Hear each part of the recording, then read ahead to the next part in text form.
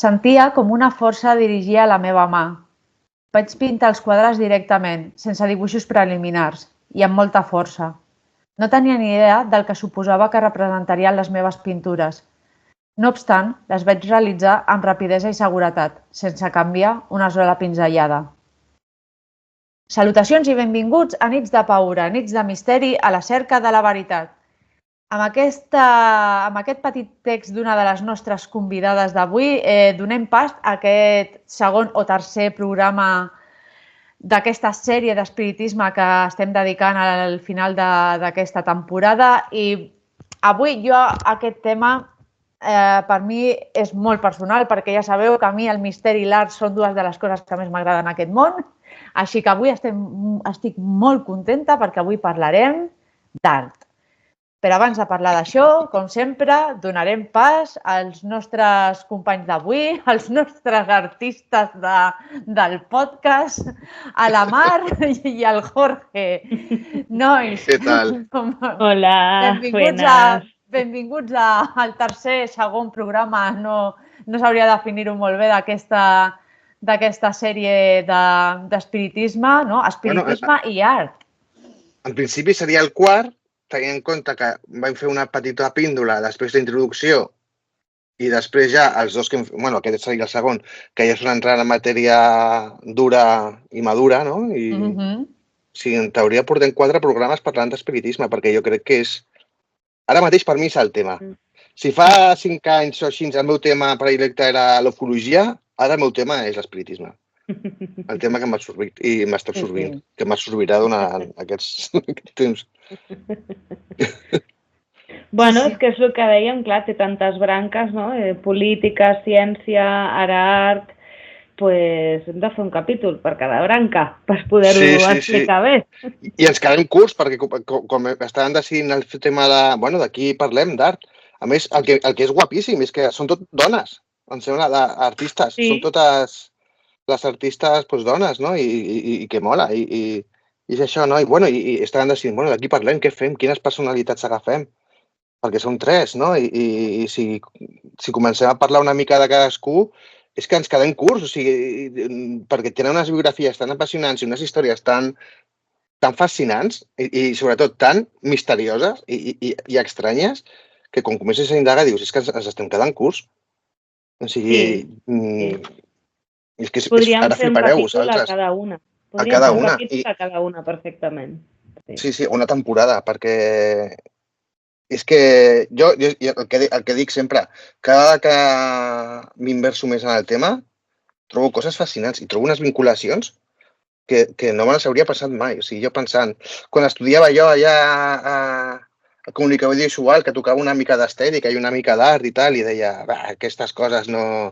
L'art és de tios il·luminados i tal, i flipaves que no tens... És cultura, diguem-ne, no és res més que aprendre tècnica i començar a fer, no? I comences a veure que no, que l'art està relacionada amb l'espiritisme, amb l'ocultisme, amb la teosofia. Fins i tot a l'art d'avantguardes, és que ara suposo que Macarena començarà a parlar de l'art d'avantguardes, no? És que l'art d'avantguardes és directament la transposició dels ideals o de la visió espiritista i teosòfica d'aquella societat a l'art. És que jo deia que endins, que jo repeteix quan fa el seu llibre fonamental per les vanguardes, de lo espiritual en el arte. És trencar en totes les tècniques, diguem-ne, academicistes de la representació de la realitat. I no, jo no vull representar la realitat, vull representar l'inconscient, vull representar el que no puc veure, vull representar el sentiment. I què? Com ho faig? Quines són les maneres més directes a fer-ho? Doncs contactant amb els espiritistes, amb els mèdiums, amb els sonàmbuls, amb els bojos, no? És que... Fascinant. No puc dir una altra cosa. Sí, com ja... Bueno, si tenim algun oient que s'està incorporant a aquest programa i no ha escoltat els altres, òbviament el convidem perquè, com hem estat parlant, vam fer una petita introducció en tot el tema de l'espiritisme, vam dedicar un primer programa oficial a lo que era l'espiritisme relacionat amb el feminisme i amb les lliurepensadores. I ara farem un altre programa dedicat a l'art, però, com ja hem parlat, està totalment vinculat al programa anterior, no? Amb el tema de les dones. És a dir, hi ha molta dona artista, moltíssim, dedicada al món, o sigui, dintre del món de l'espiritisme, no? I en realitat també hi ha molta dona que mediúmnica, vull dir, predomina o sigui, la part femenina que no la masculina dintre del... Òbviament també hi ha homes mèdiums, no? Però que al final és el que estàvem dient, no? Que una cosa sempre ens portarà a l'altra i estan totes vinculades entre si, no? I com comentaves, Jorge, sí que és veritat que per parlar d'aquest art hem de tocar també moltes coses, perquè hem de mirar cap enrere. L'art, òbviament, durant segles ha sigut això, un art realista, un art academicista, un art que sí que és veritat que tenim mitologia, religió, tenim absolutament de tot, però en sentit figuratiu, vull dir, o sigui, l'espectador podia percebre perfectament el que hi havia. Òbviament pot faltar-li iconografia, li pot faltar cultura o informació, però més o menys podia intuir el que té davant d'un quadre, d'acord? Sí que és veritat que el 19 comencen a entrar aquests estils artístics que ja es començaven a sortir una mica del que era, anem a dir, l'estil acadèmic, no? Per exemple, els impressionistes, no? A tots aquests amants del plein air, que és com treure l'art fora de les acadèmies i començar a representar el món. Sí que és veritat que el món de fora, però d'una manera ja comencen a aquesta abstracció, que no podem dir com a tal, però ja comencem amb una pinzellada més peculiar, comencen a crear noves tècniques i hi ha vegades que aquest art figuratiu comença ja a prendre un altre color. Els impressionistes, diguem-ne, que són una etapa molt, o sigui, que marca molt un abans i un després en l'art. I a partir d'aquí sí que és veritat, com deia el Jorge, que l'art comença a tenir aquestes ganes de desvincular-se d'allò figuratiu i vol començar a trobar noves maneres d'expressar-se. I aquí, per exemple, la teosofia té molta influència perquè dona peu a tots aquests estils, com hem anomenat el surrealisme, de poder crear fora de tot lo establert. I li comença a donar un pantall completament gegant. I sí, hem nomenat els surrealistes, però podríem dir, òbviament, totes les avantguardes de principis del segle XX. I l'espiritisme va fomentar molt totes aquestes noves tendències pictòriques i tot aquest art abstracte. I, com ha dit també el Jorge, de lo espiritual en el arte es crea el 1911, crec que es publica, però sí que és veritat que hi ha persones que abans d'aquesta data ja estan fent obres abstractes i moltes d'elles van relacionades amb l'espiritisme, d'acord? Perquè en aquesta vessant poden començar a crear el que perceben, no el que veuen, no? I els dona una oportunitat molt gran d'expressió i de donar-li una volta a tot l'art que coneixíem fins ara, no? Així que, no sé si voleu comentar alguna cosa de tota aquesta etapa l'etapa que ens trobem, finals del 19, principis del 20, que comencen a sortir totes aquestes vessants pictòriques i també comencen a sortir artistes que comencen a tenir un renom dintre de tot aquest panorama i totalment per fer coses que no estaven, o sigui, eren totalment fora de lo comú, no? No, jo estava pensant ara, quan estaves tu parlant, que en aquesta època també és quan ja sorgeix el cine, l'aparició del cinema. Salut! Gràcies. I clar, el cinema el que fa és, el cinema i la fotografia és, ja no té sentit representar pictòricament la realitat. Ja tenim les eines que ens la fan, no? Aprofitem per fer en la pintura les coses que no pot fer el cinema, que és expressar els sentiments, l'inconscient, el món que està més enllà dels nostres sentits, no? Clar, això després t'estava vinculant, o està intentant vincular amb quan comencen a aparèixer tots els trucatges cinematogràfics que venen del món de la fantasmagoria o de la fantasmagoria en l'espectacle teatral que es donava en aquella època, que eren com fer menes de representacions d'espiritisme falses, no?, per intentar crear sensacions a l'espectador, no?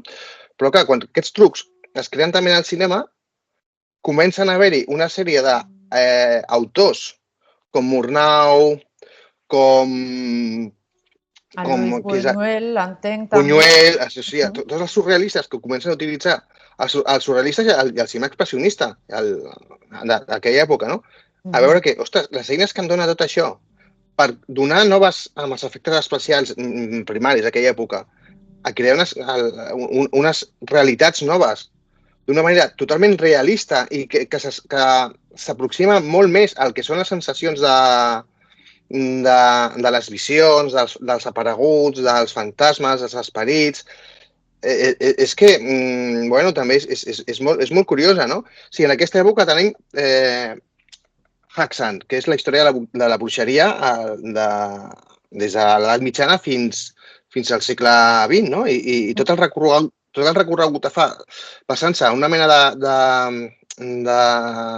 trucatges que són molt artesans, molt lligats academicistes, o com podríem dir una mica, no?, anant cap al que estàvem parlant abans.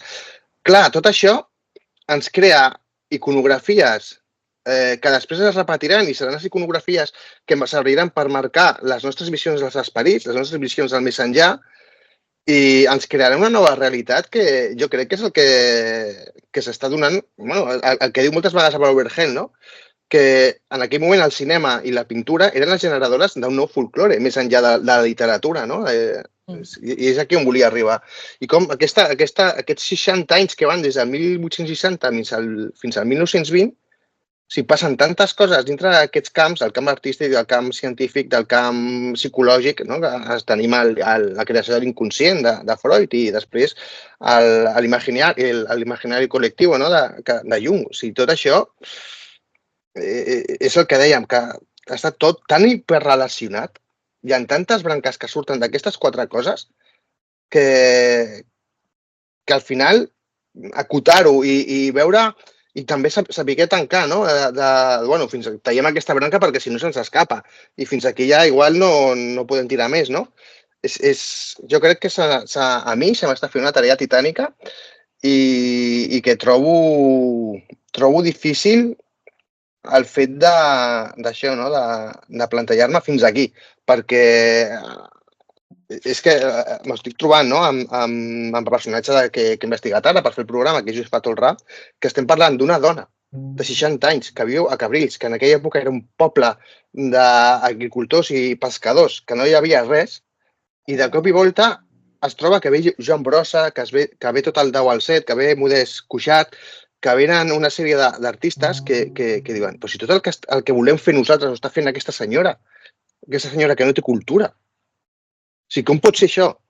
Els hi peta el cap en aquell moment. I és quan en aquell moment comencen a portar-les a fer les seves primeres exposicions, a que entri dintre del cercle artístic. I estem parlant del que deia, no? Una senyora de 60 anys que comença a pintar i a expressar i a mostrar una sèrie de coses que ells, des de la seva cultura, des dels seus coneixements més acadèmics o més formals, no aconseguien assolir. I a mi això em peta el cap. Bueno, tu també, o sigui, una senyora, o més ben dit, una dona, no? O sigui, és una dona la que està començant a mostrar el cercle artístic d'aquell moment que els està donant una nova finestra per mirar el món. No? Que això també és molt important. Malauradament, la història de l'art s'ha vist marcada per una masculinitat i això ho podem dir. Jo vaig estudiar història de l'art i jo puc comptar amb aquesta mà les dones que jo he donat en tota la carrera. Per sort, tinc entès que això ha canviat. Hi ha molta gent que està treballant per treure dones a la llum. Per exemple, ara el Reina Sofia, crec que s'ha inaugurat avui, una exposició sobre la Maruja Mayo, que també és una artista relacionada amb tot, bueno, no tant, però amb tot aquest cercle. Per fi, o sigui, una de les coses que jo m'alegro és que estem donant veu a totes aquestes dones que en el seu moment van ser presents. Si és que, o sigui, que malauradament no hi havia dones, no, sí que hi havia, sí que estaven, però per certs motius les hem anat com amagant, no? I l'interessant és això que dius, és que clar que hi havia dones i clar que hi havia persones que estaven mostrant el seu art i que hi havia, o sigui, tenia el públic que volia veure tota la seva obra, però per X motiu, doncs això ha passat, no? Però nosaltres estem aquí per canviar el destí d'aquestes dones i els anirem a donar. Jo sé, ara el Jorge ja ha nombrat a la Josefa Tolrà, jo crec que és el moment de parlar d'ella perquè ja has fet 5 cèntims i jo penso que els oients estan interessants en aquesta figura, així que jo també, perquè la veritat és que, bueno, malauradament no la tinc molt present, així que Jorge, som tot. Bueno, doncs com us quedeu si us dic que de cop i volta una dona de 60 anys comença a dedicar-se a escriure per treure's tota la melancolia, tota la depressió que li suposa haver perdut 2 fills, un amb 14 anys i l'altre a la Guerra Civil. Sí, quedem-nos amb aquesta data de perdre nens o de tenir pèrdues familiars quan una persona és petita. Ja està. Sí, doncs aquesta dona amb 60 anys utilitza la pintura com a mena de canalitzar la seva depressió, com a eina curativa. I es posa a pintar, jo què sé, com si qualsevol persona, per ocupar el temps i la ment i no està pensant en la pèrdua, es posa a escriure, es posa a dibuixar, té un hobby, diguem-ne. Però que arriba un moment que aquests hobbies deixa de ser un hobby i ella es dona compte que canalitza. Ella no pinta, canalitza el que uns sers de llum que ella veu, comença a veure, perquè entra en un estat de tràngol quan pinta, que li van guiant la mà. I és curiós perquè, de fet, hi ha una de les exposicions que es dediquen a ella, al 2016, que es diu La mano guiada, perquè ella no pinta, ella és l'eina del que està veient.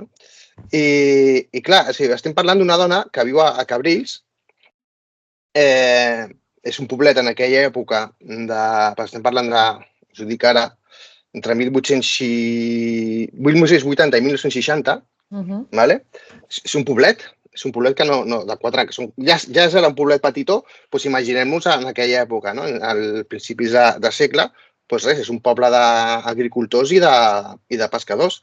Ella és una dona de molt poca cultura, òbviament, perquè la majoria de les dones d'aquella època no estudiaven, no tenien accés a... I si vivia a un poble, doncs malauradament, menys encara. Menys encara, no? I clar, és això, no? Ella, Cabrils està a la comarca del Maresme, i això, no? Comença a pintar per això, com a eina curativa, eina de teràpia, no? I ella és una persona, el que deia, no té cap tipus de formació artística, no té cap tipus de formació cultural, però que les seves pintures comencen a donar una mostra de tècniques que com pot ser que aquesta dona, que no sap pintar, sigui capaç de fer aquestes... Ja s'ho passaré, no? Les pintures les anirem penjant directament ara quan fem el muntatge del programa perquè les aneu veient. I ja sé que costa molt parlar d'una pintura si no l'estàs veient, no? Perquè la percepció és difícil, no? Però ja veureu com el seu traç és un traç molt infantil, sense ser... Més que infantil, infantiloide, sense ser infantil. Repeteix una sèrie de sanefes o de motius que són com la representació pictòrica del que podria ser un fluid. Ella, de fet, diu que els seus dibuixos són dibujo fuerza fluídica. Ella, quan connecta amb aquestes forces, diu que el que sent és com un fluid connecta amb aquests éssers i la seva mà i dibuixa de manera fluídica. Ella intenta dibuixar com fluids, que té molt a veure, això de fluidos, amb la idea que es tenia l'espiritisme de l'ectoplasma, de los fluidos ectoplasmáticos, i la que ja parlant també l'altre programa sobre el fluido com espai que no és ni líquid, ni sòlid, no? I que no és ben bé, no? És una matèria intermatèria, no? Podríem dir. Sí, deien que els ectoplasmes a vegades els hi sortien, no?, de la boca en forma de fluid, no?, a moltes persones. I bé, aquests estils, com deies, que és un estil molt infantiloide, perquè jo tinc aquí a casa meva, com qualsevol pare, no? Té els dibuixos dels seus fills i està veient el paral·lelisme, no? Dibuixos que tenen el cap molt gran, cabelleres, els pèls com que no estan ben definits, sinó que són com espais flotants, això, fluídics, no? El cabell com a moviment, com un fluid, més que com una cosa sòlida, i amb els ulls molt grans, sobretot sempre gairebé de pintats de color negre, perquè les cares sempre gairebé estan pintades totes de color negre, i sempre gairebé el 100% de les figures que representa o que dibuixa tenen el cap cobert o alguna mena d'expressió del tercer ull mostrant-se. Quan dic expressió del tercer ull, veurem que surten com del tercer ull, del xacra aquest, que ara no ho faci així perquè no tinc ni idea, no? Però l'obertura aquesta del tercer ull que surt al front, moltes vegades surten com sanefes, que fan com corones, que van, o rajos, sempre tot, fixem-nos que són tot figures corbes, no? La majoria. I clar, quan comences a investigar tot això, et dones compte de... Jo vaig fer un tuit a Nits de Paura, a compte d'X, que deia això, no? Que les corones i els tocats al cap, moltes vegades, dintre dels personatges mitològics, el que volen dir és que han aconseguit, estan convertint el seu coneixement, els rajos, es transmeteixen el que encara no coneix, no? És la transmissió d'informació del desconegut, del savi, el savi transmeteix el desconegut al poble, no?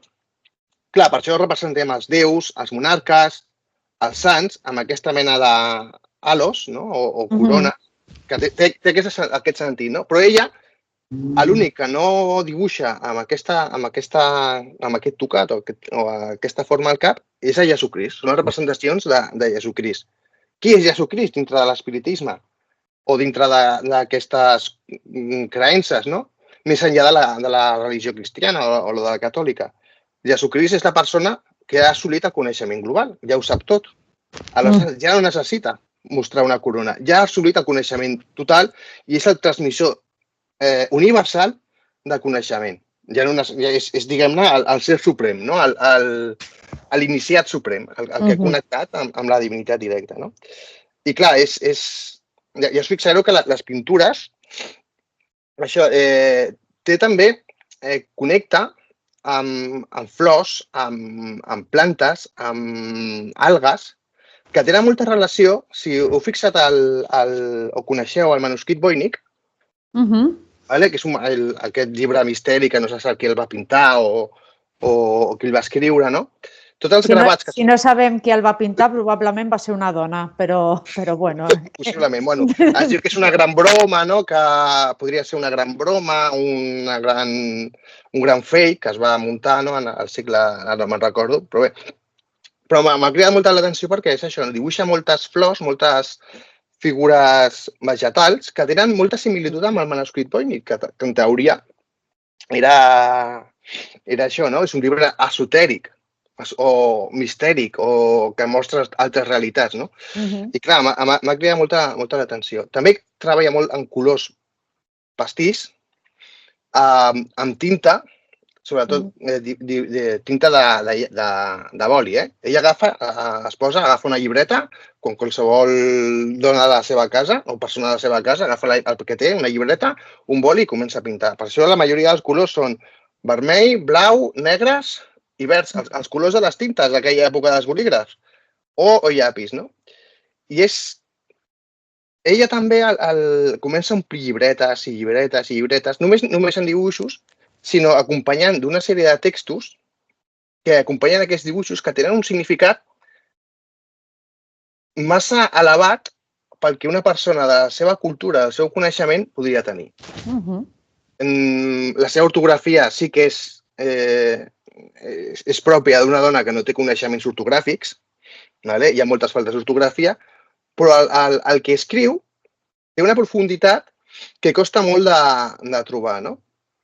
I bueno, aquesta dona, a poc es comença a fer famosa dintre del seu poble, perquè a part de les seves pintures, també comença en aquesta època a desenvolupar una sèrie de poders sanadors.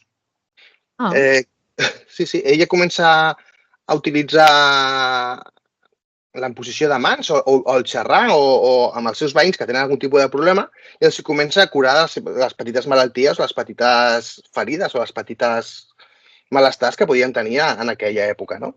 I clar, això, a poc, li dona una sèrie d'importància que tot el món la comença a conèixer com la Pepeta de Cabrils. La Pepeta de Cabrils, que és la senadora, la mèdium, la que quan arriba, a més, ella moltes vegades arriben els veïns i ja sense que el veí li digui res ja sap què li passa i li diu, mira, senta-te, fes això allà, o pinta, perquè moltes vegades ella utilitzava la pintura o el dibuix, se'l transmetia als veïns perquè ells pintessin i sanessin, no? Utilitzava la pintura com a eina sanadora, no? I bé, és molt curiós com a poc aquesta fama arriba a Barcelona, el que us deia abans, no? I gent que comença a desenvolupar un nou surrealisme, a trencar amb el surrealisme anterior, que són tota la gent d'Au al Set, amb Joan Brossa, Modest Cuixart, tot aquest tipus d'artistes, van un dia fascinats pel que estan sentint i quan arriben a casa de la Pepeta, parlant pla i barroer, flipen. Flipen perquè tot el que ells estan buscant, tot el que ells estan intentant assolir des del seu del seu academicisme, de la seva cultura, de la seva formació pictòrica, una dona de 60 anys a la seva habitació de casa seva ho està fent. Està intentant connectar amb les realitats que ells volen connectar, però no hi ha manera perquè no han tingut el pas aquest de mediúmnic que sí que ha tingut la Pepeta, no? Perquè ells el que busquen és això, el moviment aquest del 10 al 7 i el surrealisme posterior al surrealisme primigeni, que també ho fa, el surrealisme primigeni també busca connectar amb el món dels somnis, amb el món del més enllà, amb el món que no podem assolir des dels nostres sentits directes. Doncs ells també busquen en aquest sentit, però clar, l'aproximació és diferent i quan veuen que la Pepeta ho aconsegueix, flipen i la intenten ficar dintre dels seus cercles, la comencen a fer les seves primeres exposicions d'art, la posen en contacte amb altres persones que poden tenir com comissaris d'exposicions, com galeristes, no? I bé, a poc comença a tenir una certa fama, una relativa fama. Clar, aquesta relativa fama desapareix en el moment del 10 al 7 i els seus artistes principals se la fan per ell, no? Se la fan per ells i no és que la robin, sinó que aconseguint aquesta connexió entre la pintura de la Pepeta i la seva pròpia manera de veure l'art, ells són els que, diguem-ne, la potencien, no? I queda una mica més diluïda fins que fa relativament poc es va començar a reivindicar la seva figura, no? S'han començat a fer exposicions, com la que es va fer a Mataró, que és on es treu el llibre aquest José Fatolrà, Medium i Artista, que és una exposició retrospectiva de tota la seva obra, allà a la seva comarca del Maresme. I bé, el que tenim és això, la seva filla, que és la supervivent de la família, es queda amb el seu llegat un cop mort. Ella el comparteix amb el Magba, que és el qui té tota la majoria del seu llegat. I bé, és ben curiós perquè ella, sense ser conscient, comença a tenir la visió de l'espiritisme que Allan Kardec tenia, no? Però ella sense tenir cap tipus de contacte ni amb Allan Kardec, ni amb Blavatsky, ni als seus llibres, perquè ja diràs si la connexió que podia tenir una dona de Cabrils amb aquest tipus de literatura, amb aquest tipus de coneixements, era molt limitat, no? Però ella, les seves obres de text, les seves escriptures, el que sí que podem veure és que tenen molta connexió amb tots els llibres de Kardec i els llibres de Blavatsky. De fet, una de les seves obres es diu La Gran Teòsofa, que sembla que està dedicat a a Madame Blavatsky, no? I és ben curiós perquè, en teoria, la dona no tenia per què, o sigui, no la coneixia, no sabia de què estava parlant, no? I el que veiem és el posaré ara perquè també és un quadre molt curiós. Aquí no està. Vale, representa... Tu, si no coneixes la Blavatsky, quan la veus el quadre i veus una fotografia i dius, ostres, doncs hi ha similituds. És que la Blavatsky tenia una mirada tan profunda, tan característica, que en veus les seves fotos de retrat, que més o menys el que has dit dels ulls de la Josefa, que eren així com molt grans i curts, o sigui, jo m'imagino i puc veure el paral·lelisme amb la Blavatsky, encara que no tingui el quadre davant, perquè ja dic, tenia una mirada molt, molt profunda. Segur que era una persona que podia expressar moltíssim amb la mirada. Però, Jorge, jo no sé si quan has llegit la història d'aquesta dona no t'ha recordat a un personatge molt peculiar de la ufologia espanyola. Bueno, a qui et refereixes? A la Próspera Muñoz. Sí. Sí, Marc, jo no sé si la coneixes, és una dona que vivia a un poblet, crec que era de Múrcia, si no recordo, perdó, que la Próspera encara seguís viva, que em perdonin. Sí, crec que ella tenia 9 anys, als anys 40 per allà, i vivia en una casa molt humil a Múrcia, i ella va manifestar un contacte suposadament extraterrestre amb 2 éssers que representa que li van demanar un got d'aigua i tal, i es veu que aquest record no se li va desbloquejar fins 30 anys després, crec que va ser. I aleshores va començar a explicar tota aquesta història. I clar, coincidia amb els anys 70-80 espanyols, que eren onades i onades d'alertes OVNI. Als anys 70 tenim una primera onada, als anys 80 tenim una... O sigui, que la Pròspera, quan comença a recordar, és quan està aquí, o sigui, la major efervescència ufològica, i aleshores comencen a introduir-la en tots aquests cercles també, fins que ella en un moment a la televisió li van fer una entrevista i va dir, ojo, jo en cap moment he dit que les persones que em van venir a veure eren extraterrestres. I ella va dir que 2 éssers van aparèixer a casa seva. O sigui, t'ho imagina't com va ser la influència de com la volien introduir als cercles perquè el seu testimoni era com molt revelador i tal. I m'ha recordat, o sigui, no òbviament el mateix, però m'ha recordat molt el paral·lelisme de la Josefa, que l'intentaven introduir a tot el teu espiritisme. Quan ella va començar a pintar per canalitzar la pèrdua dels seus fills o tota la seva vida, allò de si en ton ni son, estic introduïda dintre del cercle artístic. M'ha fet gràcia per aquest paral·lelisme que semblava la Próspera Muñoz. Sí, mira, ja he trobat el quadre i és que és curiós, clar, perquè estem parlant de la Josefa Tolrà o la Pepeta, estem parlant d'una època que és prèvia a l'ufologia. Estem parlant dels seus quadres entre 1941 i 1959. És una mica prèvia i... La ufologia moderna la podem datar a l'any 47 amb tot el tema del... Com es deia aquest home? El que... Kenneth Arnold. Gràcies. El Kenneth Arnold, tot el tema de... Sortia Kevin Arnold. Sí, alguna cosa així.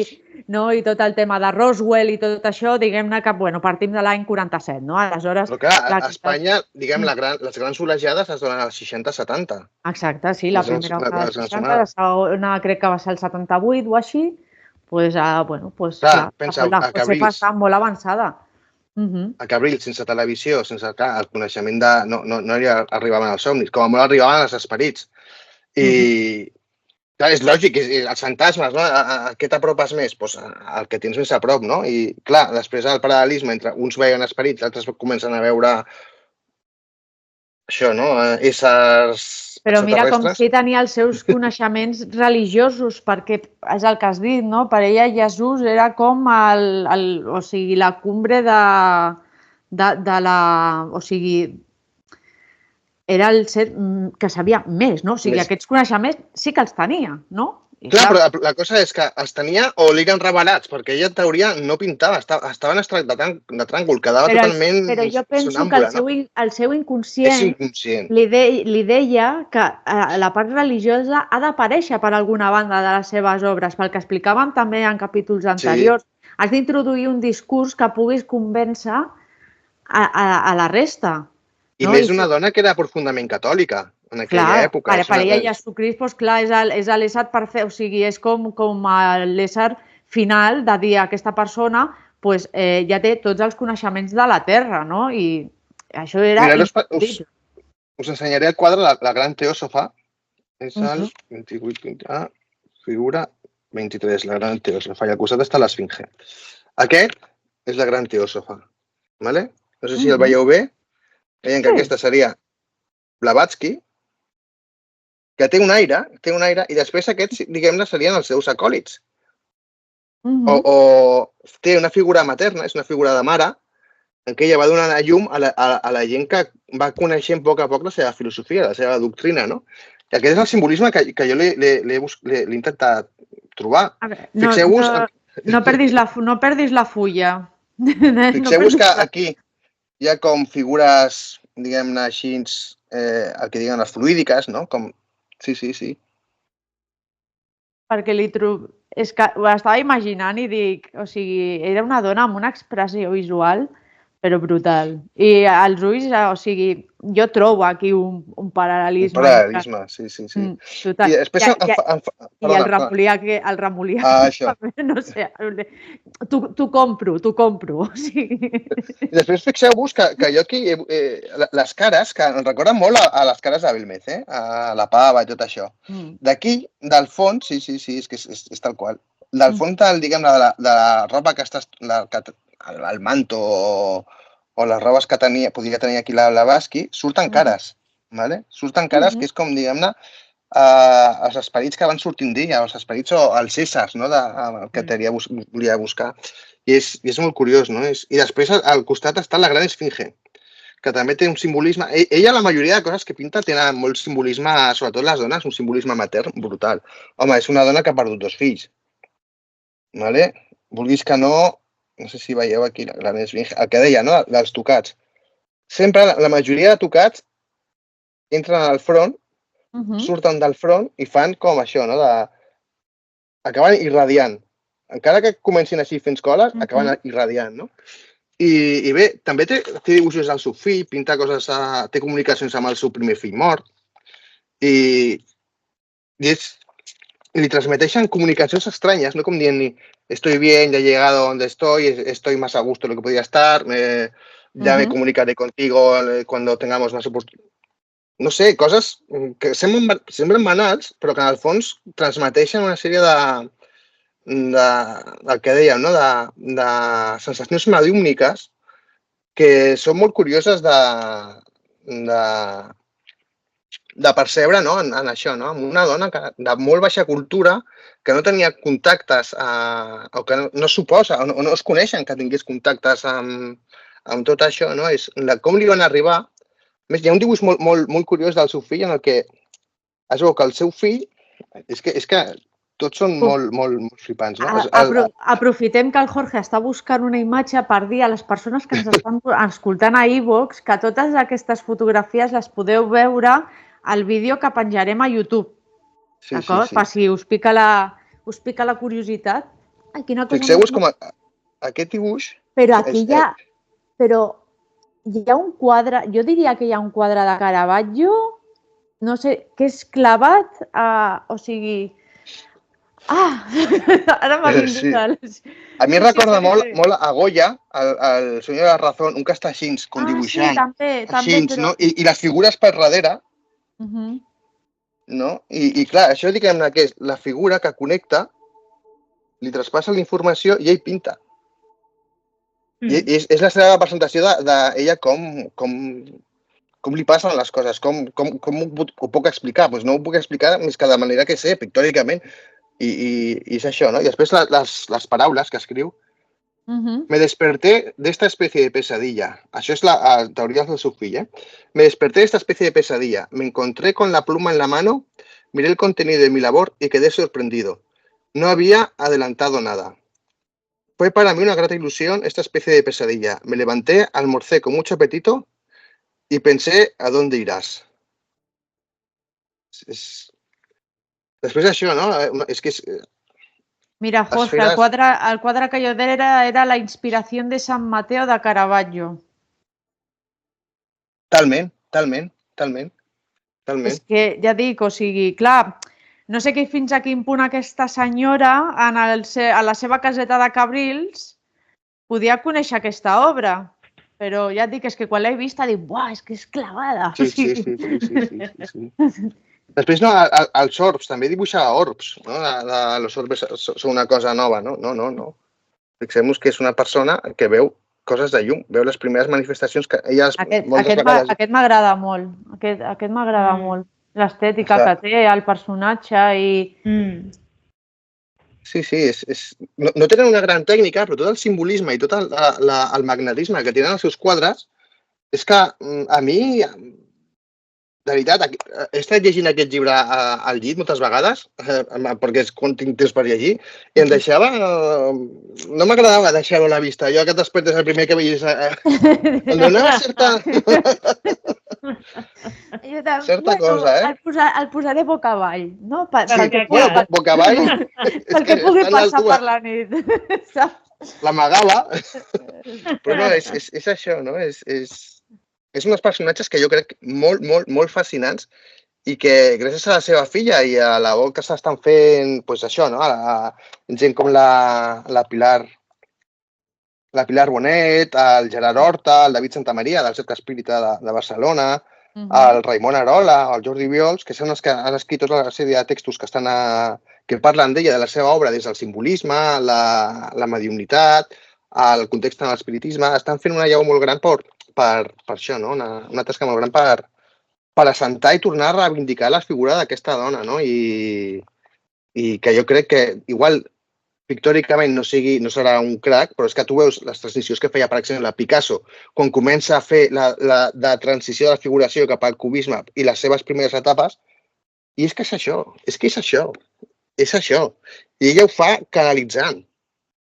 Però és el que dèiem, o sigui, estem fugint de tot art figuratiu, o sigui, arriba un moment que el que es necessita és una nova finestra que et doni peu a poder canalitzar tot allò que portem dintre i potser tot l'art que coneixíem fins ara no era suficient i aleshores havien de buscar aquestes noves oportunitats i, encara que sempre, òbviament, estem parlant de canalització, sí, però clar, necessitem un context i necessitem que la gent pugui entendre tota aquesta obra, no? Perquè, clar, si ve aquesta dona i diu mira, això m'ho ha dit... Clar, és molt complicat. Però, bueno, dintre del que hi ha, la van saber apreciar, la van saber introduir i apreciar, òbviament, l'obra que estava fent, no? Perquè dintre de que potser sí que plàsticament és una obra...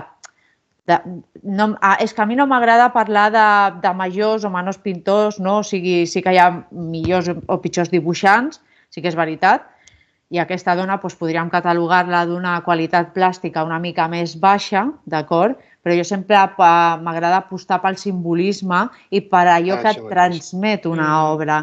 I jo quan he vist tot això que has ensenyat, a mi m'ha creat una sensació, encara que sigui un neguit, a mi ja m'ha creat alguna cosa, no? Perquè dic, o sigui, és com allò de no m'està agradant mirar-lo, però no puc apartar la vista. Entens? Aleshores, això és molt important en una obra, perquè, clar, l'art és molt subjectiu. Una persona no pot agradar-li i a una altra li pot encantar, no? I penso que aquí, o sigui, aquesta obra de la Josefa està carregada de bastant simbolisme, no? I jo crec que es nota una mica tota aquesta presència negativa, probablement dels episodis que va poder passar, com la mort dels seus fills, no? Però tot i que tenen una vessant negativa en el sentit que són figures molt melanconioses, sobretot per la mirada. Aquesta és la paraula, melancolia. també són lluminosos, perquè et donen esperança, et donen això, no? Bueno, com diu el Carles Porta, hi ha llum a la foscor, no? Exactament. O sigui, totes les figures...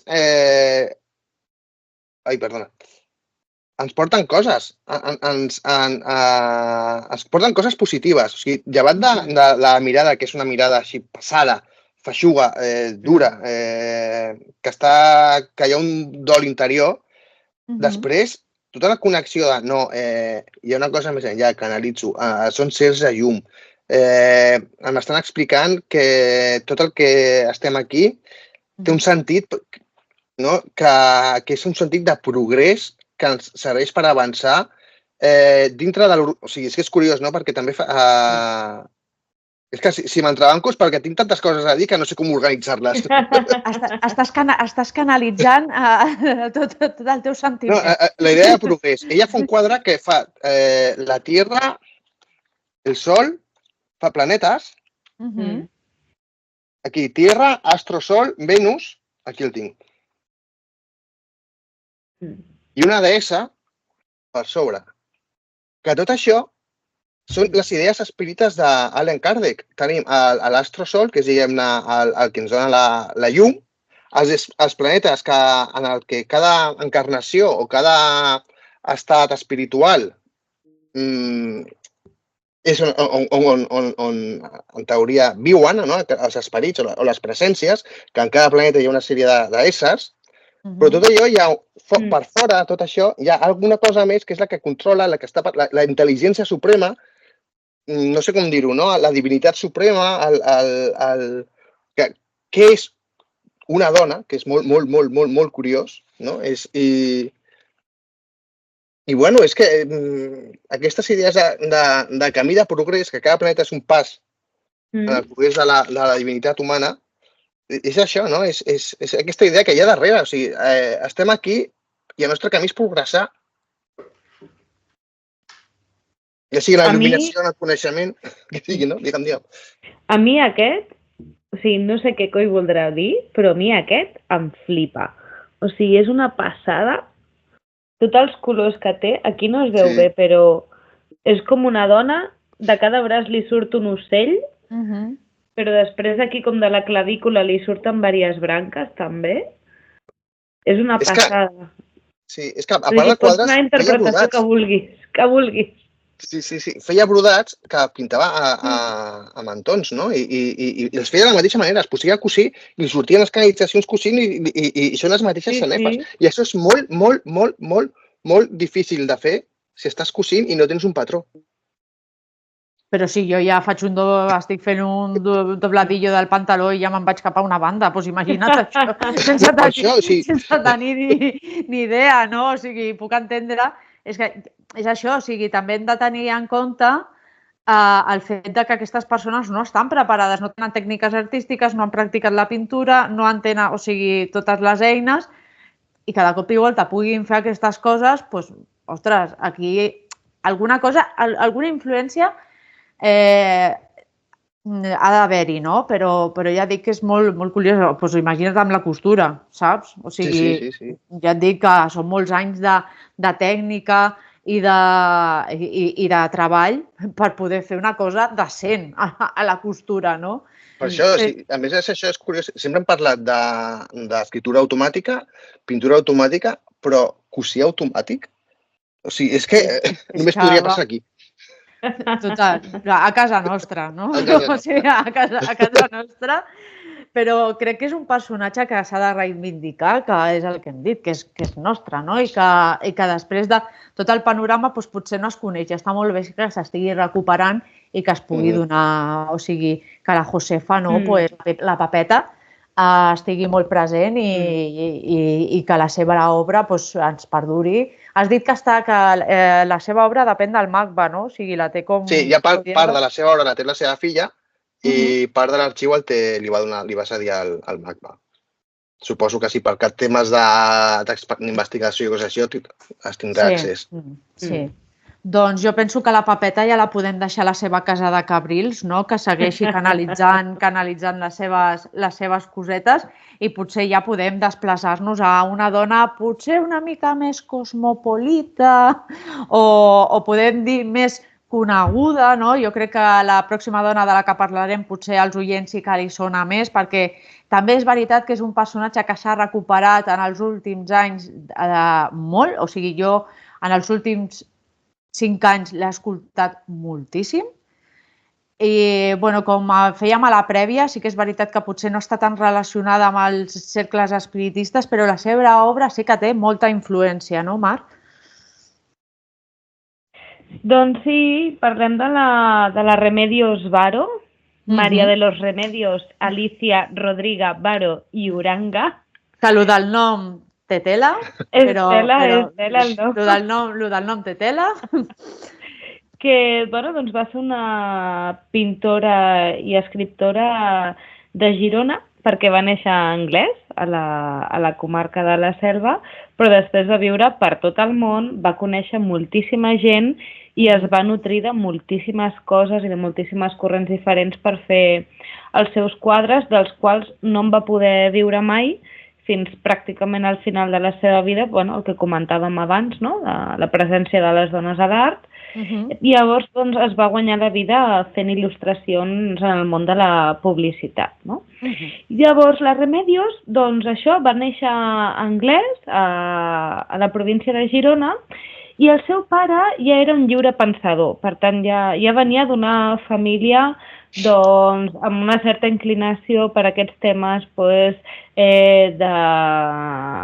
de republicans, perquè han de família republicana, temes erudits de l'època, el pare parlava esperanto, per exemple, afiliats a moviments marxistes i de més, i aleshores en un moment donat, tot i que va ser de les primeres, per la feina del pare, que era enginyer, es van traslladar a Madrid i el pare la va animar a apuntar-se a l'Acadèmia de Madrid de les Belles Artes, que era l'Acadèmia de San Fernando, que de fet ella va ser de les primeres alumnes, dones, d'aquesta Acadèmia de Belles Arts, no? Llavors, tot això ja veiem que la família era avançada a l'època. I en aquesta acadèmia va tenir contacte a través d'una sèrie de tertúlies i va conèixer a Dalí i a Lorca. Ja d'entrada, amb 15 anyets, quan era adolescent a aquesta acadèmia, ja va conèixer aquests dos grans personatges. Després, a mesura que es va anar fent gran, va fer algun viatge a París i es va instal·lar a Barcelona. A la plaça Lesseps va tenir el seu estudi i la seva casa, vivia allà, i allà va començar a fer col·laboracions amb artistes surrealistes tant catalans com francesos. No? Llavors aquí ja es va començar a vincular amb un moviment català que es deia el Grupo Lógico-Fobista, que era un grup d'avantguarda català que tenia una miqueta l'interès de buscar l'exploració entre l'espiritualitat i el surrealisme i plasmar-ho artísticament. No? Després també amb aquests francesos que va tenir contacte, que van venir aquí al seu estudi, van jugar a fer aquesta tècnica dels cadàvers exquisits, que és que un comença l'obra però se la passa a l'altre, l'altre la continua, és com una obra per relleus, no? S'ho anaven passant i això és una tècnica que es veu que també és pròpia d'aquest període, del surrealisme i de més. Perquè clar, un comença una obra i l'altre, sense context, l'ha de seguir. I d'aquí es veu que van sortir coses interessants. Aleshores, ella, com que estava afiliada amb tots aquests moviments republicans i de més, quan va esclatar la Guerra Civil a Espanya va emigrar a París i allà va seguir ampliant el seu cercle d'eruditos i d'intel·lectuals. No? Va tenir contacte aquí amb la que seria la seva amiga ja la resta de la seva vida, que és la Leonora Carrington, que també era pintora, però ella tenia influències més de la mitologia celta i germànica perquè era britànica, la Leonora, i aquí llavors va començar a tenir relació amb el cercle més surrealista pròpiament francès, però també amb mèdiums i amb sessions d'hipnosi. És tot el tema més relacionat amb la mediumnitat, amb estats alterats de consciència, també amb l'esoterisme i amb les ciències ocultes, va ser aquí en aquest període a França que el va acabar de conèixer i d'explotar.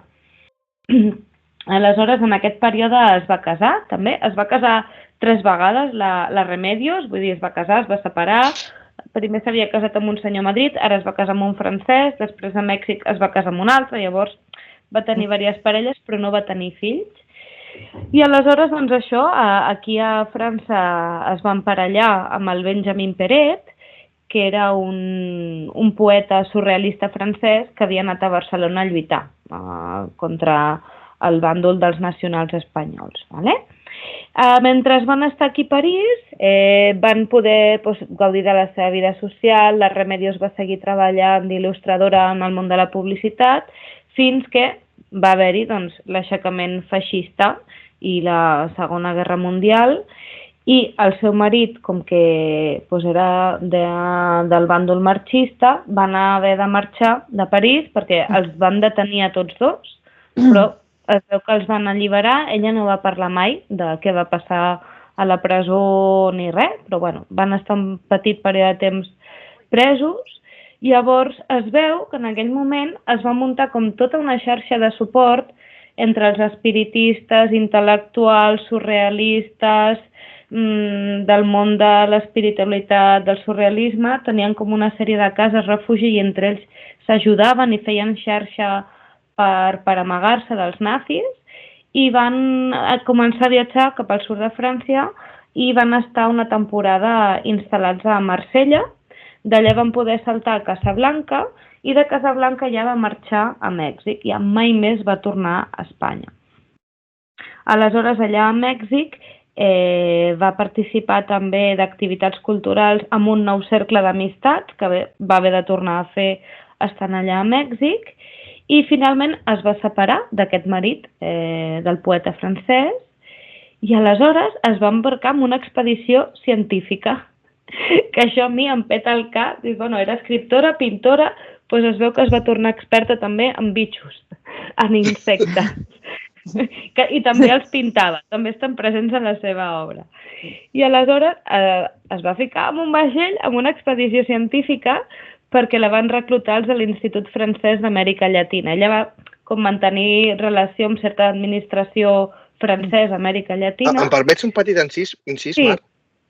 És que quan dius això de la part de la vida de la Remedios que es dedica a investigar el tema dels insectes, és que una de les primeres visions que es tenen de les persones que entren en tràngol o que volen connectar amb les divinitats són insectes. Una de les figures que es repeteix més i que té molta vinculació en el que van els suposats segrestats per extraterrestres és una figura com insectoide que té molt a veure amb una mantis religiosa o amb altres tipus d'insectes d'aquest tipus. I m'ha cridat moltíssim l'atenció. És curiós perquè la mantis religiosa, si us hi fixeu, o les mosques, són bitxos amb els ulls supergrans, desproporcionats, que és justament com els surrealistes pinten les persones, no? Perquè la Remedios també pinta figures superestilitzades, de cos prim i llarg, però els ulls grans, com sempre, típicament s'ha dibuixat a los marcianitos, com podria ser una mosca, una mantis, té aquesta proporció, no? Amb els ulls. Perdona, perquè és que estic flipant, perquè és que m'estàs parlant de Remedios Varo i estic llegint, a la meva cap, estic llegint el còmic Los Invisibles. No sé si l'heu llegit o el coneixeu, és una obra de Grant Morrison. Grant Morrison és una persona espectacular en aquest mundillo. És mag del caos, es dedica a fer màgia del caos. I considera que els processos creatius és una forma de fer màgia, perquè creem coses del no-res. I tant les seves primeres obres són La Patrulla Condenada com Los Invisibles. Parla molt de les connexions de l'art amb els mons màgics i místics i espirituals, no? I part de l'argument, perquè no són obres que tinguin un argument lineal, sinó que són molt anades d'olla en aquest sentit, Los Invisibles és un grup de revolucionaris que tenen un mag, espiritistes, gent anarquistes, o sigui, tot aquest tipus de personalitats que es dediquen a lluitar contra, diguem-ne, l'ordre establert amb figures que són feixistes, que tenen molt d'aquest tipus de rerefons, no? I utilitzen l'art, utilitzen la mediumnitat, utilitzen les sessions de Ouija, utilitzen l'espiritisme com a maneres de traspassar aquests mons i fer les seves accions terroristes, no? Que és coses que tenen molt a veure amb les actuacions surrealistes, les actuacions de les performances i l'art situacionista, no? Com a manera de subvertir l'ordre, la manera de subvertir tot l'ordre social, l'ordre religiós i l'ordre legal, no? I crear noves realitats a partir d'això. I tal com estàs dient tota la Remedios Varo, que és un personatge que més o menys conec, però no he profunditat tant, sí, és que al meu cap m'estava veient Los Invisibles, que és una obra que recomano a tot el que estigui interessat en aquest món, el món de l'espiritisme, l'art i tot això, perquè és que és al·lucinant. I la connexió és que és directa, és com fer, aprofitar la vida de la Leon Carrington, de Remedios Varo, de tota aquesta gent, i fer un còmic partint de tot això, i venga, alegria, és flipant. Perdona, ja et deixo. No, tranqui. És evident que jo penso que en aquell moment van sorgir com una sèrie d'arquetips d'activistes socials, no? Vull dir, igual que ara els podríem trobar, ¿no? Es decir, bueno, el que lucha por el cambio climático, la feminista, el que lucha por los derechos LGTBI, ¿no? I podríem fer una party en un joc de rol, pues segurament en aquell moment... Sí, és que és això... Hi hauria pues, la pintora, la medium, el marxista, el poeta... I el venedor de Crecepelo. També. No, però és que és flipant perquè en Los Invisibles hi ha un trans, un anarquista, un medium, o sigui, és que és tot això, és tot això. És que flipo. Podríem fer un joc de cartes amb els arquetips. Sí. Perdona que m'estic ficant, és que... Pues això, per si no havia tingut ja prou influències, entre les influències polítiques dels surrealistes catalans, los mediums i les hipnosis a França, pues a Mèxic es va embarcar en aquesta expedició científica a Venezuela perquè havien de fer tota una sèrie d'anàlisis dels mosquits per un programa de salut pública, no? Per un tema d'una campanya en la que volien controlar i estabilitzar el tema del paludisme. I aleshores, també allà a Venezuela es va retrobar amb el seu germà i la seva mare, que s'havien exiliat allà a Venezuela, però és que ella no va tornar mai a Espanya. No va tornar mai a Espanya, però no va renunciar mai a la nacionalitat espanyola, perquè després d'aquest viatge a Venezuela, ella ja estava instal·lada a Mèxic i va acabar la seva vida a Mèxic. De fet, allà, si a Madrid havia conegut a Lorca i a Dalí, a París va conèixer a Joan Miró, doncs a Mèxic va conèixer la Frida Kahlo, també. Vull dir que allà on anava, s'anava rodejant com de la flor y nata del momento, però sí, al final es va instal·lar a Mèxic i al final, doncs, amb tot això que havia anat recopilant durant la seva vida, ens trobem amb una obra que no va poder ser publicada o ella no se'n va poder lucrar durant gran part de la seva vida fins pràcticament al final. Al final a Mèxic sí que va poder començar a fer exposicions, sí que es va apreciar el seu art i sí que es veu al final doncs, totes les influències que ella va tenir. Al final la seva obra hi ha un component màgic, surrealista tota l'estona, no? Si parlàvem abans del tema figuratiu, doncs ella, o sigui, és tot màgic, tot és estats alterats de consciència, investigar sobre espiritualitat, investigar els límits entre la ciència barrejat amb màgia, barrejat amb un conte medieval. El tema medieval és molt present en ella també, tot el tema de l'alquímia. Ella treballa molt tot aquest concepte de l'alquímia, de l'art medieval, de la búsqueda del santo grial. El grial apareix en algunes de les seves obres. Tot aquest plantejament de l'art a través d'una espècie de codificació simbòlica per arribar a explicar una altra cosa, però tot mitjançant un simbolisme màgic, no? també busca molt la relació entre el món físic i místic. És a dir, bueno, hi ha una escena quotidiana a casa, però que acaba desembocant en una actuació màgica, mística, que te l'has de mirar 2 vegades, perquè dius, Remedio, ¿qué me quieres decir con esto, no? Perquè inclús els noms dels seus quadros són molt surrealistes, no és només el quadre, sinó és el nom, no? Ara, per exemple, doncs aquí tinc alguns, hi ha un quadre pues, que es diu La papilla estelar. Què vol dir? Bueno, és que m'he imaginat, perquè mon germà era molt fantasiós de petit i m'he imaginat amb la papilla estelar, saps? M'ha vingut aquest record, no? I m'ha fet molta gràcia, no? Una salutació al meu germà des d'aquí. Ah, vale, sí, vale, era aquest que tenia. Home, sí que és curiós, aquest quadre. És una passada. Hi ha alguns que són molt curiosos. Sí. Recordem als oients que estiguin a iVoox que poden venir a YouTube per veure totes aquestes obres, però bueno, poseu a Google la papilla estelar. Potser primer us surt alguna cosa de Puleva o alguna cosa, però en principi hauria de sortir aquests quadres de la Remedios. Correcte. Sí, sempre hi ha un tema com d'espiritualitat, inclús també com de psicologia i de psicoanàlisi, perquè la seva estada a París va coincidir també amb tot el tema de l'exclusió de la psicoanàlisi, de Freud i de més. I, per exemple, té un quadre que a mi m'agrada molt, fa molta gràcia, que es diu Mujer saliendo del psicoanalista.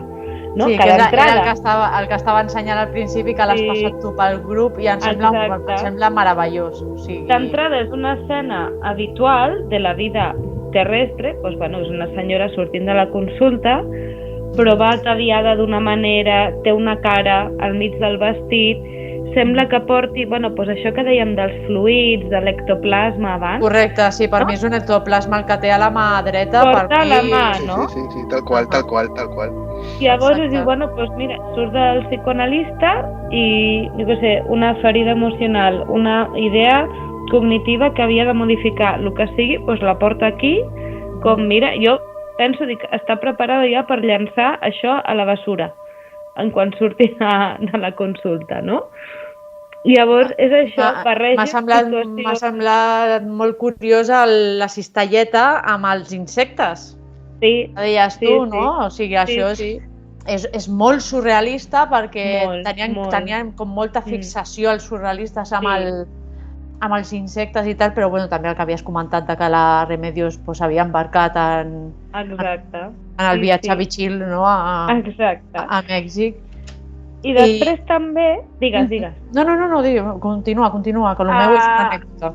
A Mèxic també, per afegir una influència més, va tenir contacte perquè també a la seva amiga, la Leonora Carrington, també es va instal·lar a Mèxic. Llavors, totes dues van seguir treballant juntes allà a la seva obra. A la Leonora li agradava tot el tema de la bruixeria, la Wicca, Garner i de més, i aleshores doncs, la Remedios s'hi va sumar aquest interès. I de fet, a la seva biografia es veu que va practicar, va ser practicant de bruixeria estant allà a Mèxic i van fer rituals, tenien una sèrie d'activitats, de rituals, de bruixeries que practicava juntament amb la Leonora, no? Llavors, aquí trobem un altre quadre, per exemple, que és Una bruja se va al sàbat, que a mi m'encanta aquest, perquè és que ara us ensenyaré, a veure si el trobo, no sé si veu massa bé, és una bruixa amb un cabell superllarg que se'n va al sàbat. Pues hi ha una il·lustradora actual a internet, a Instagram, que ha fet una col·lecció de dones arbre que les dibuixa tal que així. Exactament igual, amb el cabell llarg, amb aquí una cosa que els hi surt per davant. Llavors, les bruixes, els mags, les magues també estan molt presents a la seva obra, no? No només la màgia com un concepte abstracte, sinó mags i bruixes com a personatges, no com un concepte a l'aire, també estan molt presents, no? Perquè hi va tenir contacte a través de la seva amiga a l'estat de Mèxic i de fet és això, va acabar sent practicant llavors. d'això també que va parlant a la seva obra, i al final pues, tenim com un repertori d'assumptos mágico-místicos, espirituales, bichos, tot. Vull dir, va tocar com tots els palos possibles de la màgia, en aquest sentit, ho va anar reproduint tot. I ja dic, té quadros que és que te'ls has de mirar 2 vegades perquè dius, bueno, què vol dir això? No? A mi em recorda molt al Jardín de las Delicias. La seva manera de pintar, les seves figures... És molt gustiana també, sí. I aquestes figures que no saps ben bé què són o què volen dir. Hi ha molta influència. És que... I al final... Vull mostrar aquest, el de la taula. Jo crec que aquí estàs... Mare, estàs en mute. Ara, jo crec que aquest, en el tema que ens tracta, jo crec que això és una revelació d'intencions total, o sigui, que si tu no estàs involucrada en el món espiritista o tal, aquesta obra no té, o sigui, no té raó de ser, no? I penso que tot el que has explicat, jo penso que la Remedios era una esponja total. Jo crec que aquesta dona, allà on anava, arrasava totalment. O sigui, jo no sé si som conscients del que va ser la París a nivell cultural a finals del 19, principis del 20, allò va ser una bogeria, o sigui, igual que diem, doncs ara la gent potser va fer música electrònica a certs llocs o el que sigui, no?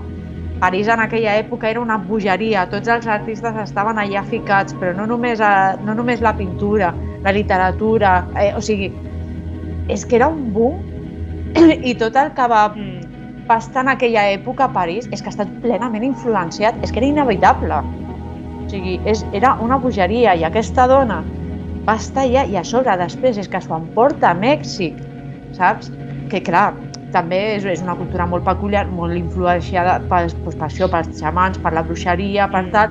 Encara que ja molt sincrètica, en el sentit que és una cultura que de seguida absorbeix el que ve de fora, totes les coses que venen de fora s'absorbeix i crea una cosa totalment nova. Sí, és com eclèctica total, o sigui, ho fica tot, no? I fa un còctel i tot li queda bé. És que és impressionant. Jo només volia explicar una anècdota perquè no sé si m'estaré colant de la Remedios en relació a el que deia del nom. Jo crec que era amb la Remedios, però crec que abans de néixer ella la família havia tingut una altra filla, però va morir. Ja sabem, la mortandat en aquella època era altíssima i als nens els hi costava... hi havia molta mortalitat i molts nens no creixien, no? I aleshores crec que a la família de la Remedios va haver-hi primer una nena que va morir. I aleshores ella va néixer i per això porta el nom de Remedios, perquè era el remei davant la mort de la primera filla. I això, per una persona, saber que ets com un balsa, el que va poder passar abans d'haver nascut tu, clar, és una responsabilitat que portava de per vida. Vull dir, i això també jo penso que va influenciar molt també a la seva obra. El fet de tenir aquest pes i a sobre portar-ho en el teu nom tota la vida, no? És com a sobre. Per això deia que a vegades es posaven aquests noms, no? Remedios, Dolores, no sé què, no? Sí, i jo el que havia trobat també, que això és cert, a la província de Girona, hi ha molta presència de les ermites del Remei. D'ermites del Remei n'hi ha moltíssimes. I just Remei és la patrona d'Anglès, on va néixer. Jo el que havia trobat era això, que la seva mare, com que havia perdut una nena, va dir, pues, si la patrona me protege y este parto va bien y la nena neix bé, le pondré Remedios, com la patrona de l'ermita d'allà d'Anglès. Sí, són dues lectures diferents del que es diuen les dues, no? I clar, al final, és que ja et dic, hi havia molta edat infantil, no? I aleshores t'havies d'encomanar a una santa o el que sigui per intentar protegir els teus fills, no? i al final, doncs clar, si la família ja havia patit una pèrdua i diu, doncs mira, remedios, no? Però també és això que hi ha vegades que coses que ens succeeixen de petits com poden arribar a influenciar al llarg de tota la nostra obra, no? I jo penso que tota aquesta situació familiar, diguem-ne, jo penso que també va poder influenciar a la seva època, no? O sigui, a tota la seva obra. Però no, també la interpretació de l'ermita, jo coneixia aquesta, però també la del Remei, doncs també, clar, té tot el sentit, no? Al final has de protegir els teus fills i els acabes posant, doncs, això, noms de sants. Sí que també hi havia molt costum de posar al nen el nom de l'onomàstica, o sigui, del santoral, no? Pues si aquell dia havia nascut i era Sant Pau, pues se li posava Pau, no? Igual aquestes coses. Pues igual, si era la patrona de la localitat, pues probablement també li van posar per aquest motiu, no? I és una mica més positiu, no? Que no posar remei a algú per curar la mort de... O sigui, és com posar un parxe, no? De dir... Bueno, també et dic que millor posar remei que no angústies.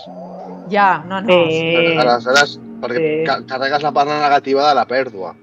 Sí. Bueno, i d'això poc se'n parla, però quantes dones es diuen Dolores? Però bueno, ja et dic jo que Josefa i Dolores probablement eren els noms estrella de fa 70-80 anys i us ho puc dir amb xifres, o sigui que he vist moltes Josefes passar per davant meu en 2 anys, o sigui, doncs de Dolores també, moltíssimes. Però... Pues això era la vida de la Remedios Varo. Déu-n'hi-do, la senyora. Aquesta imatge que m'has ensenyat ara, Macarena, es diu La naturaleza muerta resucitando, i a mi no deixa de semblar-me curiós que l'últim quadre que va pintar just abans de morir, perquè havia tingut problemes del cor sempre, en aquest sentit s'assembla a l'Amàlia, no? Sempre van ser malaltisses, sempre van tenir temes, doncs al final va morir d'un problema cardíac amb 50 i poquets anys, molt jove, i just el quadre que va deixar a l'estudi que havia acabat era La naturaleza muerta resucitando. Llavors, a mi m'agrada. A mi m'agrada que justament l'últim quadre que pintés doncs fos justament aquest. A mi m'agrada interpretar-ho com un jo marxo però segueixo aquí, no? O sigui, a través de la meva obra podreu contactar amb mi. I a mi m'agrada tenir aquesta interpretació i, òbviament, el sentit de que sigui el teu últim quadre o tenies molt present, perquè hi ha gent que això, que bueno, es coneixen casos de gent que podia intuir la mort o gent que diu no em trobo gaire bé i tal, no? Però jo trobo que és molt significatiu aquest quadre, moltíssim. I també buscant connexions amb l'element més pop, no? Més de cultura pop. Hi ha una sèrie que es diu Archivo 81, que està a Netflix, que no sé si l'he comentat alguna vegada, que no sé si és una temporada que acaba, no l'han renovat i acaba com una pena. Hunger, però era guapíssima la sèrie. Hi ha 2 personatges, una parella de dones, una era pintora i l'altra era com la seva mecenes o la seva companya, que també està ficada en temes esotèricos i té un culte de bruixeria i una cosa així, i ja no sigo més per si la gent no vol llegir, que a mi sempre m'ha recordat a Leonora Carrington i Remedios Varo. Des del moment que la vaig veure, va sí, jo crec que està basat en això, perquè a més la pintura et connecta amb altres realitats. La pintura de l'artista, no? I és això, és veure com tot en el nostre món, i cada vegada més en el món popular, en el món de la cultura popular, en el que cada vegada necessitem més investigar coses que estan més enfosquides o més ocultes, perquè com hi ha tantes ficcions i costa tant sorprendre, no? Pues cada vegada hem de buscar personatges més, diguem-ne.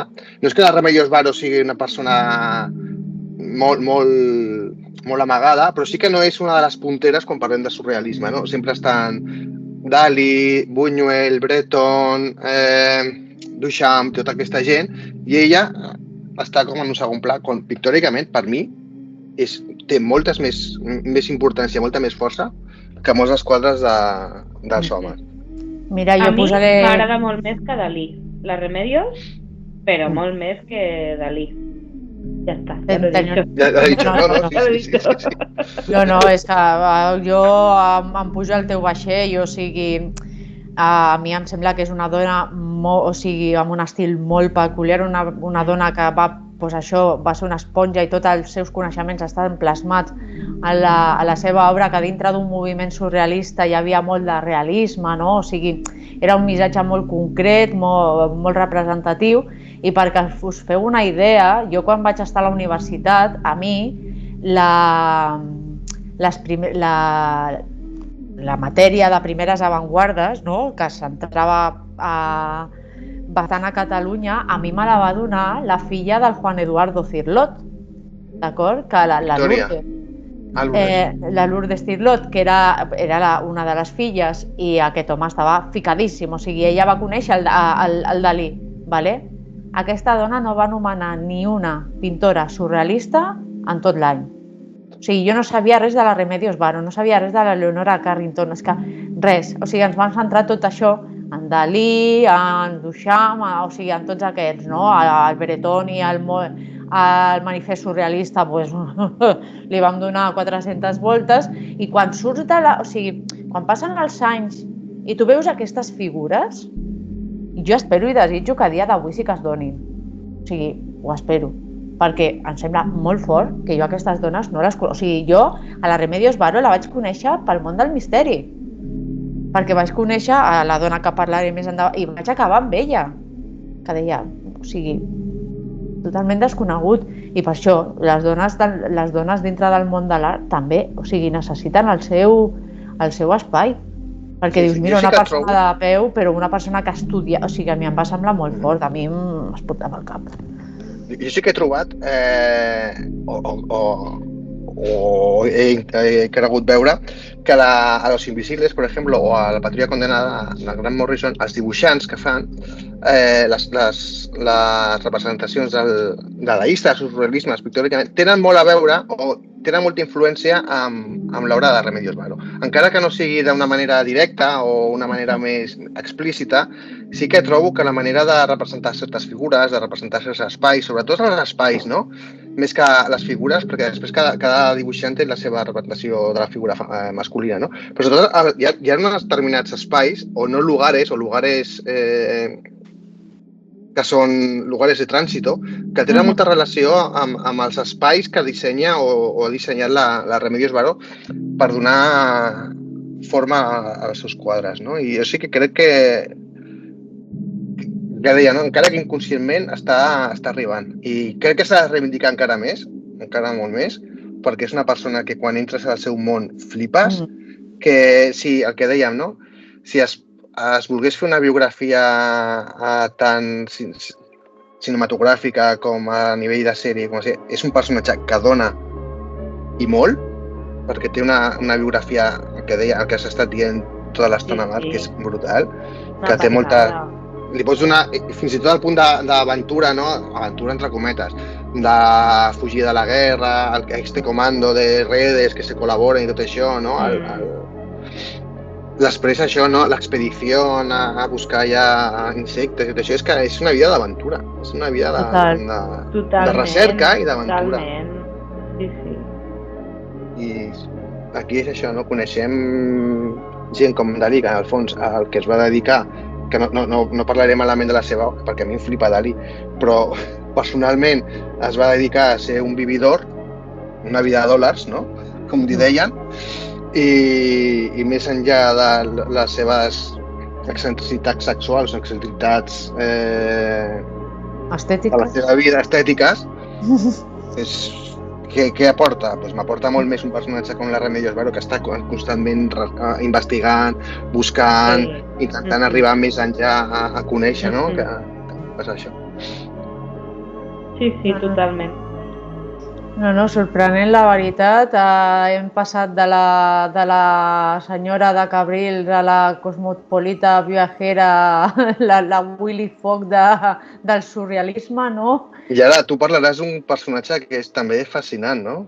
Que a mi em flipa, i vaig tenir l'oportunitat de quan vaig estar vivint a Suècia de veure obres seves en directe i... clar, si has estat a Suècia, doncs òbviament estaves a la cuna d'aquesta artista, no? Sí, jo penso que per acabar aquest programa crec que és la persona que hauríem de parlar, perquè com he avançat al principi del programa, el text que he llegit és d'ella i també, com hem esmenat, va ser una persona que va començar a crear art abstracte abans de que es tractés el tema com a tal. I anem a parlar de la Hilma af Klint. Jo, probablement no pronuncio bé el seu nom, però sabem qui és. Sí, perquè jo el meu suec no... Jo parlo una mica, però tinc una mica rovellat i sortirien coses macarròniques, però bueno. Sí, però ja veuràs. Jo ara mateix em dissociaré una micona perquè porto aquí la xuleta, o sigui que si em veieu molt per aquesta banda em perdoneu, però bàsicament la Hilma af Klint, ella va ser una artista i mística que va viure a Suècia i, com us he avançat, va ser una pionera de l'art abstracte, però també va ser amant de l'espiritisme, de l'esoterisme, de l'antroposofia i de la teosofia. D'acord? I totes aquestes vessants sí que és veritat que les va tractar a la seva vida, diguem-ne que a parts iguals. D'acord? Ella va néixer a Solna, que és a prop d'Estocolm, no? El 26 d'octubre del 1862. El seu pare era un almirant naval, va tenir una infància, la infància més o menys tranquil·la. Sí que és veritat que tenia una família que estava ben situada econòmicament i tenia com una casa, diguem-ne, fora de la ciutat, aleshores estava en constant contacte amb la naturalesa, amb les flors, amb els insectes i amb tot aquest tema que ja hem anat traient durant aquest programa. Però sí que és veritat que als 17 anys ella pateix la mort de la seva germana Hermina, que només tenia 10 anys, d'acord? Aleshores, quan passa això, la Hilma, ella tenia l'espiritisme com un hobby. O sigui, practicava algunes sessions, però de manera, com una afició. Però sí que és veritat que arrel de la mort de la seva germana comença a practicar l'espiritisme ja com una obsessió. D'acord? O sigui, es pot desprendre que el que volia fer és contactar amb la seva germana, no? Però sí que és veritat que també, encara que tingués aquesta vessant espiritista, ella tenia una devoció religiosa total. O sigui, diguem-ne que estaven aquestes dues vessants a la vegada, no? Aquell mateix any, encara que hagués patit la mort de la seva germana, ella ingressa a l'Escola Tècnica d'Estocolm, que a dia d'avui seria l'Escola d'Arts i Oficis, d'acord? I era una experta retratista, d'acord? I amb només 20 anys, el 1882, ella ingressa a la Real Acadèmia de Belles Arts d'Estocolm, que va ser una de les primeres dones que va accedir a aquesta universitat, no? És una història que anirem repetint, no? Sí, i allà va estar 5 anys aprenent dibuix acadèmic, retratisme i paisatgisme, no? Després es va graduar amb honors. Després, ella, o sigui, imagineu-vos lo bon estudiant que era, que l'acadèmia li va posar un pis al centre d'Estocolm amb uns altres companys, no? Diguem-ne que tenien com un pis compartit i aleshores els van situar al Centre Cultural d'Estocolm perquè poguessin desenvolupar tot el talent que tenien, no? O sigui, la universitat estava molt interessada en aquests alumnes, no? I es veu que aquest apartament estava molt a prop d'una galeria d'art que, allà, com la París, que parlàvem que era com un boom cultural, aquesta galeria d'art que es deia Blanche, diguem-ne que tenia la mateixa efervescència cultural, perquè comença a haver-hi aquestes corrents artístiques noves que es relacionen amb tot l'art tradicional, no? I clar, debats, converses, ella, diguem-ne, que s'empapa moltíssim de tots aquests artistes i de tota aquesta etapa cultural, però sí que és veritat que està dintre d'una etapa figurativa. Aquí, com hem dit, era una gran retratista i d'aquí la veritat és que no sortia. 2 anys després, el 1889, sí que ella ja ingressa a la Societat Teosòfica, d'acord? I aquí ja ja comencem a tenir un canvi a nivell pictòric, no? de la Hilma, perquè, com hem explicat, ella sí que explicava, ella practicava l'espiritisme i a la ciutat ja també hi havia com un moviment espiritista bastant present. I amb 4 amigues seves, no? l'Anna Castle, la Cornelia Cederberg, la Sigrid Heban i la Mathilda Nilsson, funden un grup que es diu el grup dels divendres, perquè era el dia que es reunien, d'acord? Que després sí que és veritat que va passar a dir-se les 5, perquè eren 5 membres. I el que feien en aquestes sessions era, hi havia com una part religiosa, no? Que meditaven, recitaven oracions i tal, però també tenien una part mediúmnica, no? I aleshores feien com sessions espiritistes. Tenien, diguem-ne, una mica de tot. I en aquesta etapa, elles deien que parlàvem amb el que es coneixia com los altos maestros, no? I tenien contacte amb aquestes persones i els guiaven tant per escriptura com per pintura automàtica, no? Ella, per exemple, va dir en algun moment: tot el coneixement no és dels sentits ni de l'intel·lecte ni del cor, sinó que és propietat que pertaneix exclusivament a l'aspecte més profund del nostre ser, el coneixement del nostre esperit.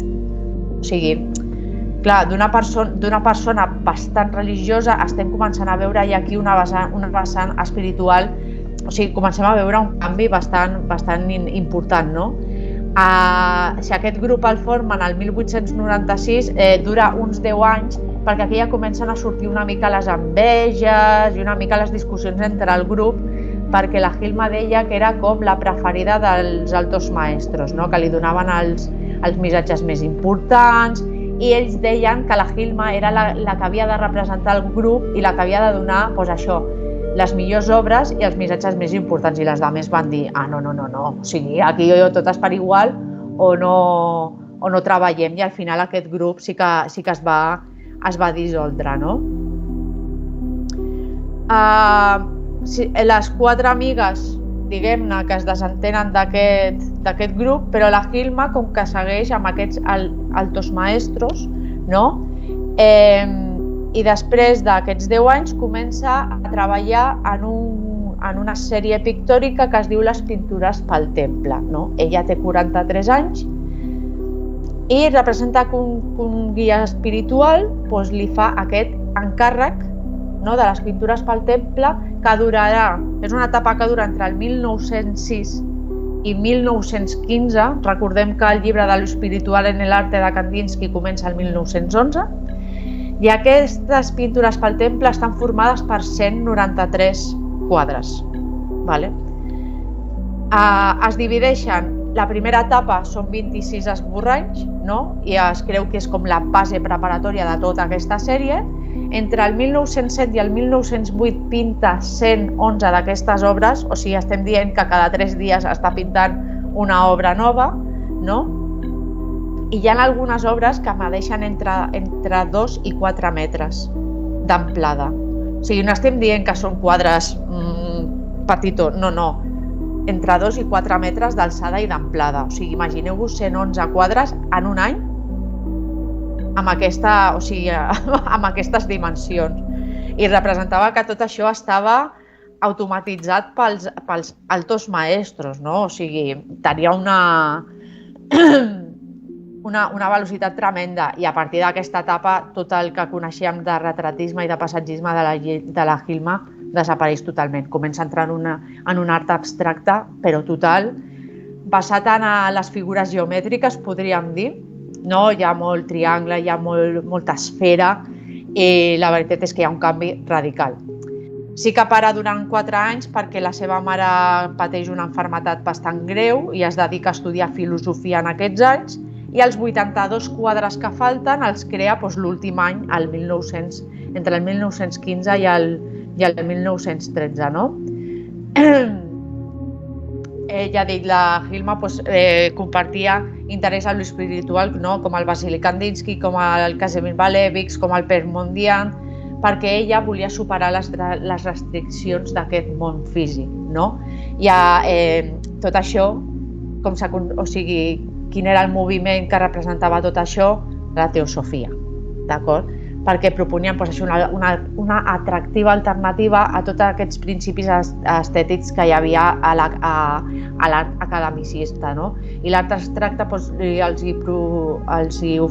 oferia una manera radical, unes noves maneres d'expressió i, clar, aleshores aquí la Hilma fa un canvi completament radical, no?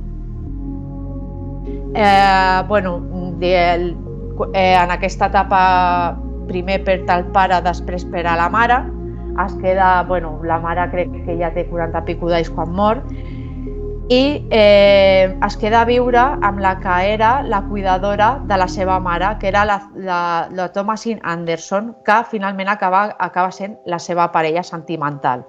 I diguem-ne que passa pràcticament amb ella la resta de la seva vida, no?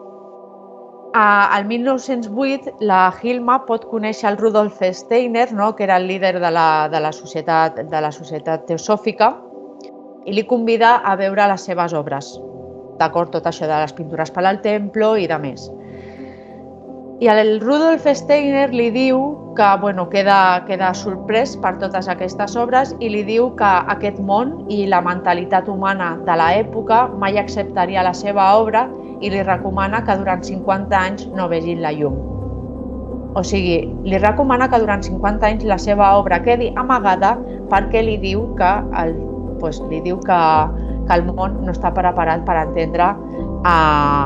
entendre tota la seva obra i que quan passi aquest temps ja haurem fet com un salt cultural que permetrà que estiguem llestos per la seva comprensió. Després, sí que és veritat que aquí la Hilma ja comença a fer unes altres sèries de pintures i que torna una mica més a lo figuratiu, però sí que es manté molt en el món abstracte, no?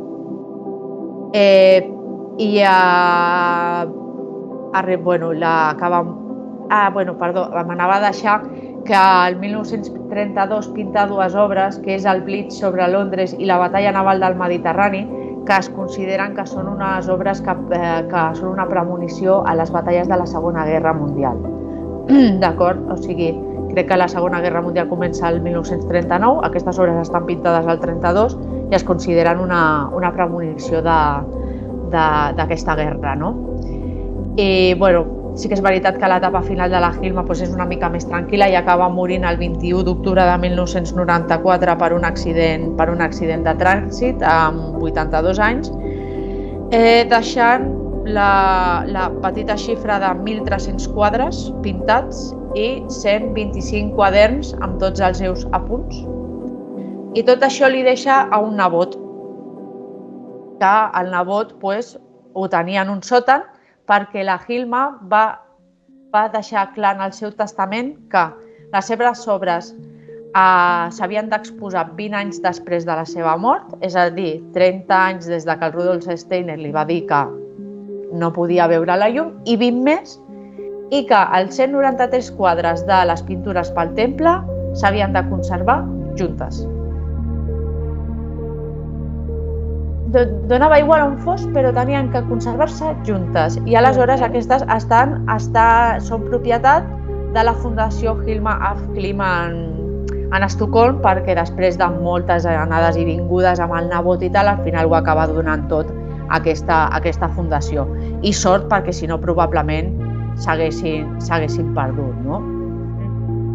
I és el que dèiem, o sigui, encara que diguem-ne que Kandinsky es considera com el rei, o sigui, com el pioner de l'art abstracte amb tota la seva obra escrita i tot allò, hi ha moltes persones que estan reivindicant a la Hilma com a verdadera pionera de l'art abstracte i aquest art automatitzat que està com amagat darrere, perquè ja dic, l'obra de la Hilma és que jo, malauradament, crec que he vist un parell de quadres seus en persona, però l'explosió de color i tota la mescla... O sigui, són quadres que, encara que siguin abstractes, tenen molta harmonia, estan molt ben proporcionats.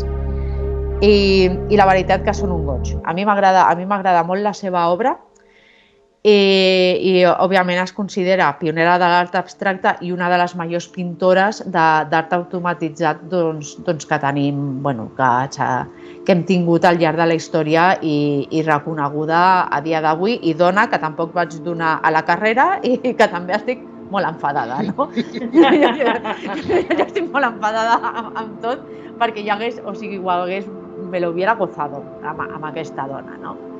I és això, partim també de diversos patrons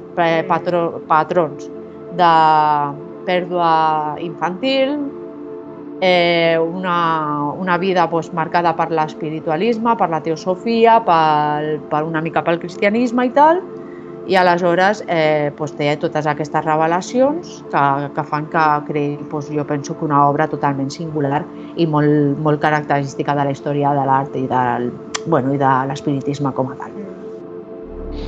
I d'aquí a l'H&M, perquè l'H&M ven pòsters d'ella. Ah, sí? Ostres, no ho sabia. Pues sí. Mira, no, clar, H&M és una marca sueca. Ai, no es veurà. Que tinc una llum fatal, no es veu. Mira, ara. Això és la web de l'H&M. És que, jo crec que la Remedios Varo, la Hilma af Klint, o sigui, tenen un art que han envellit, o sigui, no han envellit, allò que es diu, no, ha envellit bé, no? Que podria passar perfectament per un art actual o per això, per una decoració actual, i que o sigui, normal que estiguin traient això, obres seves i decoració, pòsters i de més, perquè jo ja ho dic, per mi és un artista que tenia una manera de plasmar el seu art, o sigui, molt peculiar, encara que sí digui que són els esperits i els altos maestros i tot el que vulgui, però al final era ella. Vull dir que tenia una manera de veure el món, tenia molts coneixements, això de la natura, coneixements pictòrics tenia a punta pala, ella era una perfecta retratista, una perfecta paisatgista, no? Diguem-ne que era com una mica com Picasso, no? Que a nivell figuratiu ells eren, o sigui, usaven la perfecció, però arriba un moment que les seves inquietuds els hi demanen anar cap a una altra banda, les seves inquietuds tan artístiques com filosòfiques o espirituals. Aleshores els enviaven cap a uns altres camins. Sí. Doncs mira, les pintures del temple les venen un àlbum en diferents volums i sí. Aquest em flipa a mi, aquest. Paintings for a Temple, volum 2. Sí, l'escriptura, com barreja la pintura en l'escriptura, és molt guapo. A mi m'agrada molt la seva etapa geomètrica, a mi em flipa i... Sí, les piràmides, els cercles, els quadrats i tot això, les composicions estan molt xules. No recordo a quin museu estava i de lluny dic, allò és un Hilma, i efectivament, un punto per mi, saps? Però era com... té una obra... És molt xulo que, per exemple, a Suècia, a Estocolm, sobretot, és una artista molt reconeguda. Sí, allà la tenen com... O sigui, té la seva pròpia fundació, però sí que és veritat que ha costat com una mica que doni aquest salt a, diguem-ne, a la resta del món o d'Europa, ja bàsicament, no? Perquè tenia alguna cosa per aquí. A Los Angeles li dediquen una exposició al 1986, perquè clar, s'havien de respectar tots els anys que havia demanat ella que la seva obra no sortís. Sabeu com es deia l'exposició en aquell moment? Quant temps després? De lo espiritual en el arte, pintura abstracta. O sigui... Sí. Surt aquí el llibre i és veritat. I em sembla bé perquè és una manera de reivindicar la figura de lo espiritual de l'arte, no tant per Kandinsky, sinó per una dona que s'avança, jo què sé, 20 anys, no? O 15 anys a Kandinsky. Sí. A Kandinsky, doncs clar, diguem-ne que ell comença a estar actiu, tot el tema abstracte comença a sortir a la dècada dels 10 i ella ja estava pintant art abstracte el 1906, o sigui, 5-10 anys abans aquesta dona ja estava en actiu.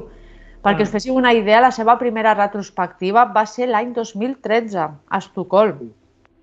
2013. Sí, que és un abstracte molt més pur que el de Kandinsky, perquè el Kandinsky encara hi ha un procés, un procés de desfiguració.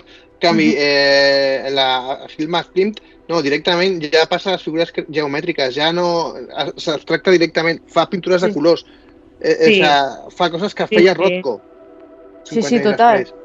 Total, o sigui, és això, és que o sigui, tu agafes una obra de la Hilma, la poses ara i és que et penses que és un artista actual. O sigui, és que... Sí, totalment. O sigui, sí que és veritat que en el comentari de Steiner podem veure una mica, no sé com dir-ho, de masclisme, no ho sabrem, no?